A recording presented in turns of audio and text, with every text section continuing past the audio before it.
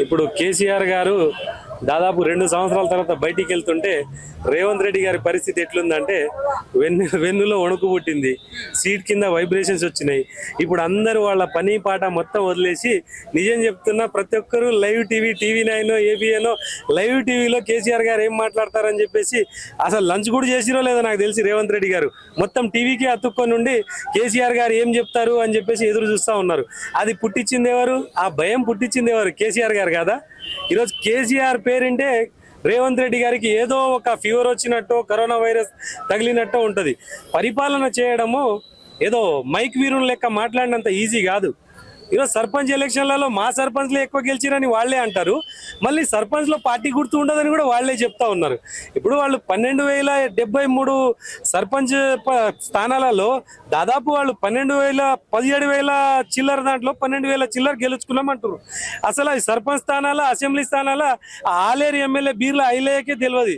ఆయన వచ్చి మైక్ ముందు మాట్లాడుతుంది కాబట్టి తెలిసింది తప్ప అట్లాంటి అజ్ఞాతంలో ఉన్న వాళ్ళు, తెలివి లేని వాళ్ళు, అనాలోచితమైన ఆలోచన ఉన్న వాళ్ళు కాంగ్రెస్ పార్టీలోనే ఉన్నారు. ఒకటి ఏంటంటే వీళ్ళు కాంగ్రెస్ పార్టీలో చేరక ముందే పిచ్చి పట్టిన వాళ్ళు లేకుంటారా, లేక కాంగ్రెస్ పార్టీలో చేరిన తర్వాత వీళ్ళకి పిచ్చి పడదా అర్థం కాదు. ఎందుకంటే వీళ్ళు పిచ్చి పిచ్చి మాటలు మాట్లాడతారు. మొన్న రేవంత్ రెడ్డి గారు ఏమన్నారు? ముస్లిం అంటేనే కాంగ్రెస్, కాంగ్రెస్ అంటేనే ముస్లిం అన్నాడు. నిన్న క్రిస్టియన్ వాళ్ళ దగ్గర క్రిస్మస్ గురించి ఒక మీటింగ్ పెడితే ఏం మాట్లాడుతున్నారు? తెలంగాణ రాష్ట్ర ప్రజలు క్రిస్మస్ జరుపుకుంటారంటే దీనికి సోనియా గాంధీ గారు ఆమె చేసిన త్యాగం మనం మరవలేనిదంట. ఏం చేసింది సోనియా గాంధీ త్యాగం? క్రిస్టియన్ల కోసం ఏం చేసింది? యేసు ప్రభువు మోసిన సిలువని సోనియా గాంధీ వచ్చి మోసిందా? ఏం చేసిందని మాట్లాడుతున్నావు? కనీసం దిమాక్ ఉన్నదా? సోయి ఉన్నదా? కడుపుకు అన్నం తింటున్నావా? ఇంకేమన్నా తింటున్నావా? ఈరోజు ఏ రాష్ట్రానికి వెళ్ళినా రేవంత్ రెడ్డి గారు మా ముఖ్యమంత్రి అని మేము చెప్పుకోలేని దౌర్భాగ్యమైన పరిస్థితులలో ఉన్నాం. ఈరోజు ఏం మాట్లాడాలి రేవంత్ రెడ్డి గారి గురించి? అప్పుల మీద అప్పులు.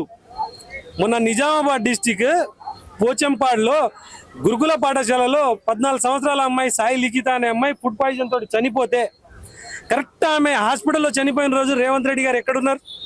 ఒక విద్యాశాఖ మంత్రిగా ఉండి మెస్సీతో ఫుట్బాల్ ఆడుతున్నారు. ఇప్పటిదాకా వీళ్ళు పెట్టిన విషపు ఆహారం తిని 90 మంది విద్యార్థులు చనిపోతే ఒక కాంగ్రెస్ పార్టీ ఎమ్మెల్యే కానీ, కాంగ్రెస్ పార్టీ మంత్రి కానీ, విద్యాశాఖ మంత్రి రేవంత్ రెడ్డి గారు కానీ ఆ విద్యార్థుల కుటుంబాలకు పరామర్శించిన దాఖలాలు లేవు.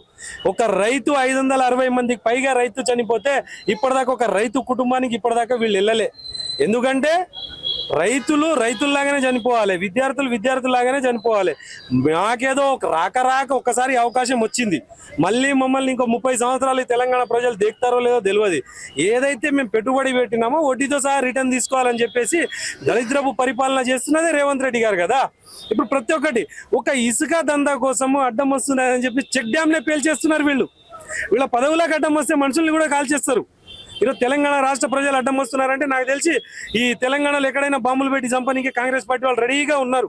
మన జమ్మికుంట ఓదేలా మధ్య మానేరు నదిపై నిర్మించిన చెక్ డ్యామ్ ని కూలగొట్టి 24 కోట్ల రూపాయలు నష్టం చేసి ఇసుక దందా చేస్తున్నదే వీళ్ళు కదా. ఈరోజు రేవంత్ రెడ్డి గారి గురించి మాట్లాడడానికి ఏం లేదు. లక్కీ డ్రాలో వచ్చిన ముఖ్యమంత్రి ఇట్లాగే ఏదైనా లక్కీ డ్రా ఇంకా తగులుతుందేమని మాట్లాడుతూ ఉంటాడు, చేస్తూ ఉంటాడు.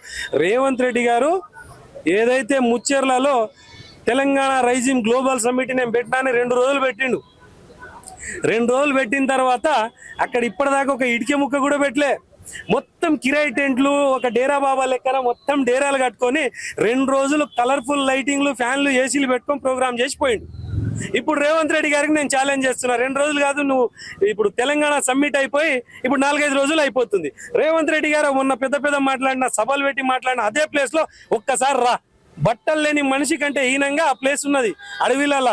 కనీసం ఆడ ఒక టెంట్ కాదు కదా, ఒక తెలంగాణ తల్లి విగ్రహం కూడా లేదు. మొత్తం ఓపెన్ ప్లేస్, అది అడవి. ఏదో ప్రజలకు కిరాయి టెంటులు పెట్టి ప్రజలకు మోసం చేసినట్టు అవతల దేశాల వాళ్ళు వచ్చి మనకు పెట్టుబడి పెడతారని చెప్తా ఉంటారు కదా. ఎవ్వరు వచ్చి పెట్టుబడి పెట్టారు? అంతా రేవంత్ రెడ్డి అంత డేడి దిమ్మగాళ్ళు ఎవరు ఉండరు. ఏదైతే ముచ్చెర్లలో ల్యాండ్ తీసుకున్నారో 14,000 ఎకరాలు, ఆ ల్యాండ్ ఆల్రెడీ చేస్తే ఇది మన ఫార్మాసిటీకి ఇవ్వాలి, లేదంటే రైతులకు రిటర్న్ ఇవ్వాలి. కానీ ఈయన ఏం చేసిండు? ఫార్మాసిటీ ల్యాండ్ని తీసుకొచ్చి మళ్ళీ నేను ముచ్చెర్లలో 4th సిటీ కడతా అన్నాడు. అప్పుడు ఏం చేసిండు? ఫార్మాసిటీకి సంబంధించిన ఒక కమిటీ ఉన్నది. ఆ కమిటీ ఏమన్నది? ఇది ఫార్మాసిటీ కోసం ఇచ్చిన ల్యాండ్, దీంట్లో ఏదైనా డెవలప్మెంట్ చేస్తారంటే మీరు నమ్మకండి, మీరు వచ్చి ఇక్కడ పెట్టుబడి పెట్టకండి అని వచ్చే వాళ్ళందరికీ చెప్పేసింది. మళ్ళీ నువ్వు 150 కోట్లు ఖర్చు పెట్టి తెలంగాణ రైజింగ్ గ్లోబల్ సమ్మిట్ పెట్టి లాభం ఏంది? అంటే కిరాయి టెంటులు పెట్టినావు, నువ్వు కూడా కిరాయికే వచ్చినావు.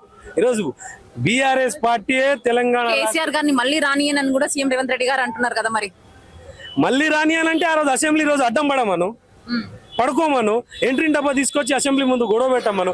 మళ్ళీ రానియను, మళ్ళీ నేను చేసి చూపిస్తా, బిడ్డ నిన్ను కూర్చోబెట్టినా, పండ పెడతా, తొక్కుతా, లాగులలో తొండలు వదులుతా, బోటీలేక మెళ్ళేసుకొని తిరుగుతా, అవన్నీ అప్డేట్ గమ్మను. ఆ డేట్ అయిపోయిన డైలాగులు ఇప్పుడు ఎవ్వరు నమ్మరు రేవంత్ రెడ్డి గారికి.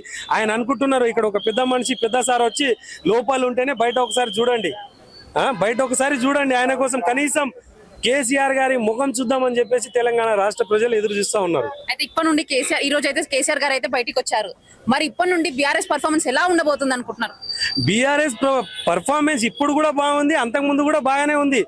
ఈ రోజు కేటీఆర్ గారు కానీ బీఆర్ఎస్ పార్టీ కానీ అపోజిషన్ పార్టీలో లేకపోతే రేవంత్ రెడ్డి గారు తెలంగాణ నమ్ముకొని తింటాడు. ఈరోజు తెలంగాణ రాష్ట్రాన్ని కాపాడుతున్నదే కేటీఆర్ గారు బీఆర్ఎస్ పార్టీ కదా. ఒకవేళ ఏదైతే 9,293 ఎకరాల ఇండస్ట్రియల్ ల్యాండ్ ని కాపాడింది ఎవరు? ఒకవేళ బీఆర్ఎస్ పార్టీ అపోజిషన్ పార్టీలో లేకపోతే, కేటీఆర్ గారే లేకపోతే, ఆ 9,293 ఎకరాలు దాదాపు 5 లక్షల కోట్ల రూపాయలకు సంబంధించిన భూమిని రేవంత్ రెడ్డి గారు ఎప్పుడో అమ్ముకొని తింటుండే కదా.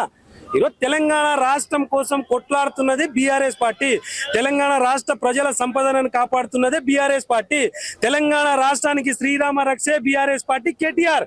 ఒకవేళ బీఆర్ఎస్ పార్టీ లేకపోతే తెలంగాణ రాష్ట్రాన్ని మొత్తం అమ్ముకొని తింటారు రేవంత్ రెడ్డి. రేవంత్ రెడ్డికి ఖచ్చితంగా చెప్పాలంటే ఆయన షోకిందార్ మనిషి.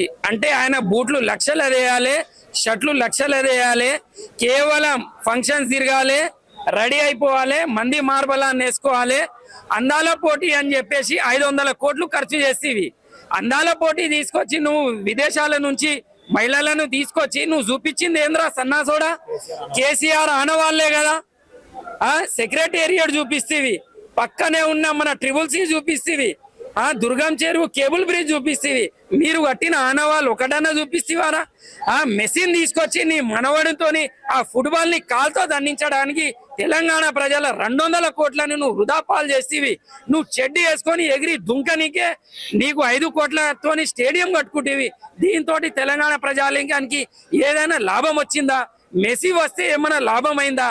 తెలంగాణ పోని మన గ్రామీణ ప్రాంతంలోని ఉండే ఆ క్రీడాకారులను నువ్వు కల్పించినావా?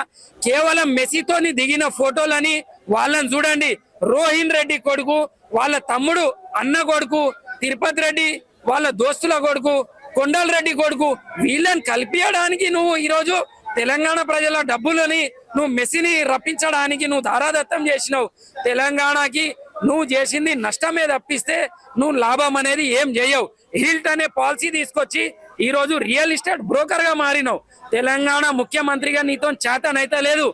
ఈ రోజు 9,200 ఎకరాలను అక్షరాల 100 కోట్ల రూపాయలు ఎకరాలు వలుకుతుంటే నువ్వు కేవలం 3 కోట్లు 4 కోట్లకే నువ్వు ఇవాళ అమ్మాలని ఆ మీడియేటర్ ఏదైతే రియల్ ఎస్టేట్ బ్రోకర్లతో నువ్వు కుమ్మకై తెలంగాణ ప్రజల ఆస్తిని నువ్వు కొల్లగొడుతున్నావు. బిడ్డ జాగ్రత్త రేవంత్ రెడ్డి.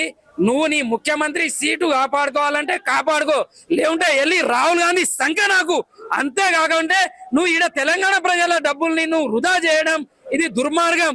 బిడ్డ ఖచ్చితంగా నిన్ను ఎదుర్కొంటాం.